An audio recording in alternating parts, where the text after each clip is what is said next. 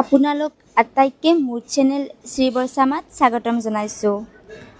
মনে কিয় একেবাৰে থমকি যায়? আত্মাৰ গভীৰতা বুজিবলৈ এটা আধ্যাত্মিক যাত্ৰা।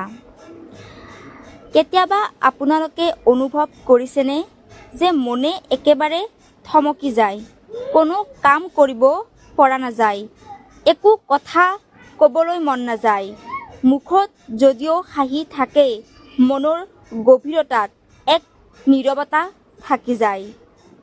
এই থমকি যোৱা মনৰ আচল ৰহস্যটো কি? আপোনালোকৰ আত্মা আপোনালোকৰ লগত কি ক'বলৈ চেষ্টা কৰিছে? আপোনালোকে যদি মোৰ এই ভিডিঅ'টো চাই তেতিয়াহ'লে বুজি পাব। গতিকে পলম নকৰি আহক ভিডিঅ'টো আৰম্ভ কৰোঁ। আত্মাৰ ভাষা শব্দ নহয়, ই অনুভৱৰ, ই চকু পানীৰ, ই নীৰৱতাৰ ভাষা।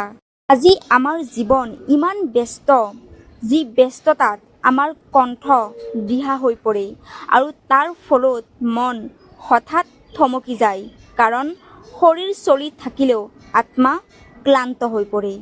মুহূৰ্তত যদি আপোনালোকে চকু বন্ধ কৰি এটা গভীৰ নিশ্বাস লয়, তেতিয়া আপোনালোকে অনুভৱ কৰিব পাৰিব যে আপোনালোকৰ ভিতৰত এটা পবিত্ৰ শক্তি আছে। ভগৱান, মা ৰাধা, বাবা শিৱ শক্তিৰ আশীৰ্বাদ। এই সময়তেই স্পষ্ট অনুভৱ কৰিব পাৰিব, কাৰণ মন যেতিয়া থমকে সেই ঠাইত ঈশ্বৰৰ প্ৰৱেশ ঘটে। সেইবাবে আপোনালোকৰ মনত যদি কেতিয়াবা নীৰৱতা আহে, তেতিয়া বুজিব যে আত্মাই কথা পাতিব খুজিছে। সেয়েহে আপোনালোকে ভয় নাখাব।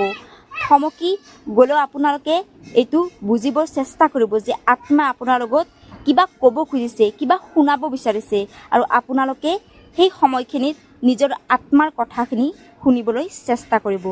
যদি মোৰ এই ভিডিঅ'টো চাই ভাল পাইছে, তেনেহ'লে মোৰ চেনেলটোক ছাবস্ক্ৰাইব কৰিবলৈ নাপাহৰিব, আৰু আগলৈ যাতে আৰু ভাল ভিডিঅ' বনাব পাৰোঁ তাৰ বাবে মোক উৎসাহিত কৰিব, মোক আশীৰ্বাদ কৰিব। ৰাধে ৰাধে।